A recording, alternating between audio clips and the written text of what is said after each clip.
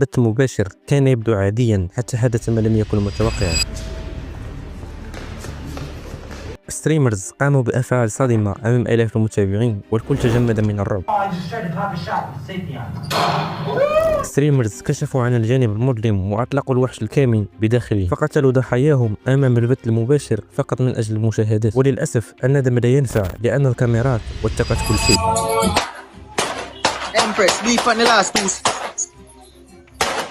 فماذا الذي حدث حقا؟ وما العقوبات التي واجهت هؤلاء ستريمرز؟ وهل كل هذا مجرد صدفة أم أنها خطة شيطانية من أجل الشهرة؟ وللغوص في هذه الأسئلة والإجابة عنها تابعوا الفيديو حتى الأخير، وبدون إطالة فهيا بنا. رافائيل ستريمر فرنسي كان مشهور على منصة كيك وكان معروف بالتحديات المثيرة والغريبة، لكن في 18 أغسطس سنة 2025 حدث شيء لا يصدق، شيء قلب حياة رافائيل رأسا على عقب. خلال البث المباشر بدأ يتعرض لسوء المعاملة الجسدية والنفسية من زملائه، الضرب والإهانة والتحديات الصعبة كانت تتوالى أمام أعين المتابعين الذين كانوا يتساءلون ما الذي يحدث ولماذا يتعرض للضرب، وهل هو راضي عن هذا الوضع ولماذا يتحمل كل هذا أصلا. كان الضغط النفسي هائل خاصة مع المشاكل الصحية التي كان يعاني منها رافائيل منذ فترة طويلة. حاول رافائيل المقاومة والاستمرار في البث، لكن الأمور خرجت عن السيطرة بسرعة وفجأة توقف البث. الكاميرات توقفت عن العمل والمتابعين شعروا بالقلق الشديد والكل بدأ يتساءل ما الذي يحدث وراء الكاميرا. المهم أبلغ الشرطة فورا، وعندما دخل الشرطة للغرفة وجدوا رافائيل فاقد للوعي وللأسف توفى. التحقيقات قالت أن سبب وفاته قد يكون مرتبطا بصحته أو المشاكل السابقة ولم يظهر أي دليل لتدخل طرف ثالث. والمشكلة أن البث كان موجودا على منصة كيك، فكيف لا يمكن أن يكون هناك أي دليل كافي؟ نعم أتفق على أنه صحته كانت متدهورة وعلى أنه كان يعاني من عدة مشاكل، لكن من الممكن أن الضرب والتعدي عليه كان من أحد الأسباب التي أدت إلى وفاته، وإذا تم الاعتداء عليه فماذا تنتظر؟ خصوصا وهو مريض أصلا. والمشكلة أن هؤلاء الأشخاص هم أصحابه، أي أنهم كانوا يعلمون بأن رافائيل مريض ومع ذلك اعتدوا عليه. وهذا في الأخير رأيي والعلم عند الله، وصراحة لا أعلم أن هؤلاء الأشخاص قد تعرضوا لأي عقوبات أم لا. وهل تعتقد أن ما حدث مع رافائيل كان مرعب؟ لا يا صديقي، لأن ما حدث مع هذا الشخص كان مرعب أكثر. هذا المجرم البالغ من العمر 16 سنة الذي استهدف هذه المكتبة الممتلئة بالعائلات والأطفال، وقد تم تسجيل كل لقطة من ذلك الهجوم، وصراحة لا أحد يعلم ما مشكلتي مع هذه المكتبة بالضبط.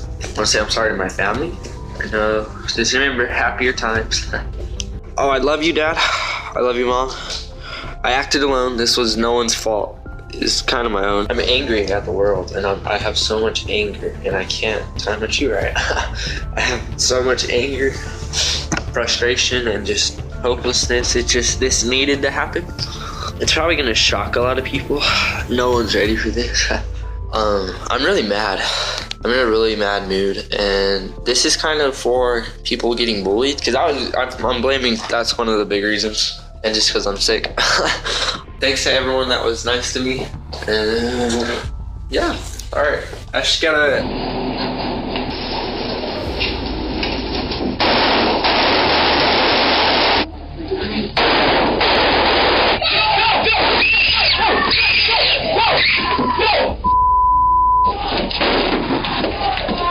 That door work? Come on, go out. What are you doing? Run! You idiot!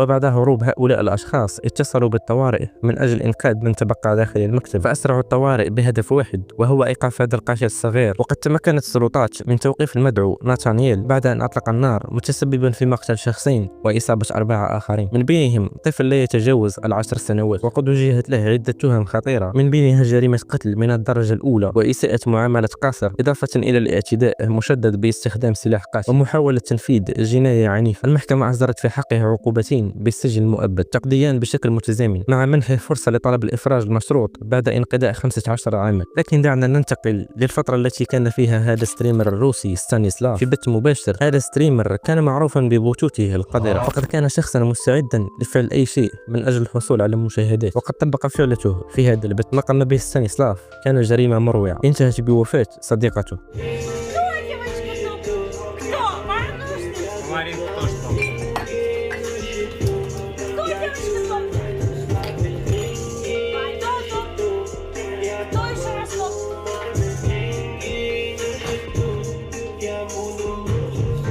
Валя. Валь, ты жива? Блядь, надо скорую помощь вызывать, мне кажется, она мертвая, ребят. Бля, а как мне вызвать скорую помощь? Пиздец, блядь, ребят, блядь.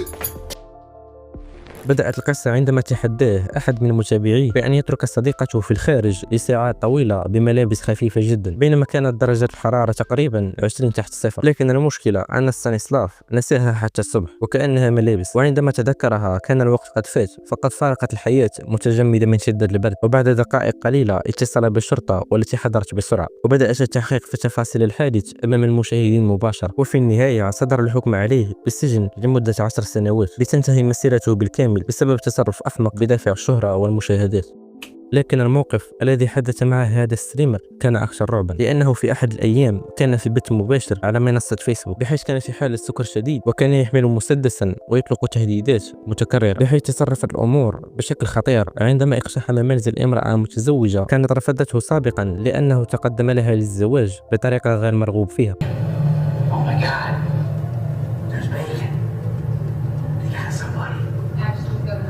You know what's funny? I could go over there right now and pop a pig in the fucking head. I could go pop a pig in the head. Fuck it, I don't even like my life. Thanks, stop. I don't even fucking like my life. No fucks, no laws, no nothing for me. I don't give a fuck. I got one in the chamber right now. Baby, stop. I have no problem. Baby, stop. Okay, actually scared off. Hell. I almost want to shoot this gun off right now. Almost. Stop. But almost isn't enough, right? Here's my pistol. Anthony, I want confirmation. I'm about ready to. Get in the car. Now. Oh, I just tried to pop a shot with safety on. Woo! There was cows right there! Look in the car.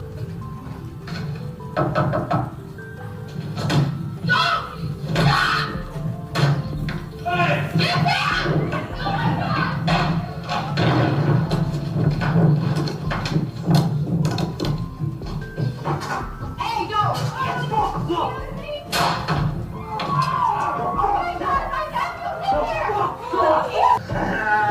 Who's crazy? Who's crazy? Who's crazy? Who's crazy? Stop it. Who's crazy? Anthony! Go! Get out of here! Did you shoot someone? I don't fucking know. You're dumb. You're اقتحم جيليا منزل الامرأة المتزوجة بريتني البالغة من العمر 26 عاما، ونزل إلى الطابق السفلي حيث أطلق النار على بريتني وزوجها تايلور وطفلهما الذي كان لا يتجاوز 7 أشهر، بينما تعرضت بريتني لإصابات خطيرة في رئتيها وتوفيت. وبعد هذا الحادث حاول جيليا الفرار إلى المكسيك، لكنه تم إلقاء القبض عليه، وفي مركز التحقيقات خدعه المحققين بجعله يعتقد أن أحد لم يمت وأقنعوه بالاعتراف واعدين إياه بعقوبة خفيفة. Pure ignorance. Scare somebody? Dude, I fucked up, dude. I'm probably gonna go for fucking 20 years or something. No. I mean, even if I did, you know, I do care, but you know, I probably deserve it, dude. Nobody's dead or anything like that. Okay? Alright. So, fully ولكن الأسوأ من هذا هو أن تفعل هذا في أعز الناس لديك، وهذا ما فعله هذا الشخص، بحيث في 25 يونيو سنة 2014 ظهر تشارلي في برنامج نانسي ليتحدث فيه عن اختفاء ابنه البالغ من العمر 12 عاما الذي ظل مفقودا لمدة 11 يوما. لكن المذيعة فاجأت تشارلي بخبر صادم قلب كل شيء في لحظة واحدة. We're getting reports that your son has been found in your basement.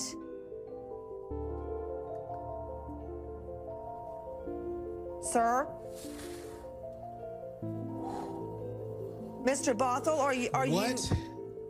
Yeah, we are getting reports that your son has been found alive in your basement. What? Yes, that's what, if you could hand me that wire very quickly. Yeah, we're getting that right now from yeah, how could your son be alive in your basement?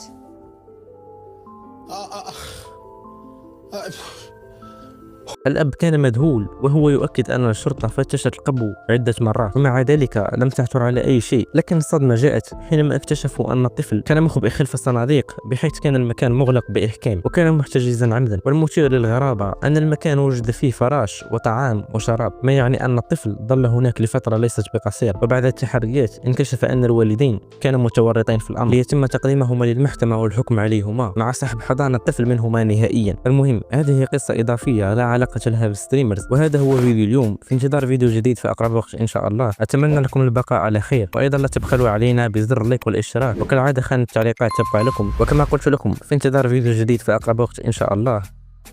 Peace.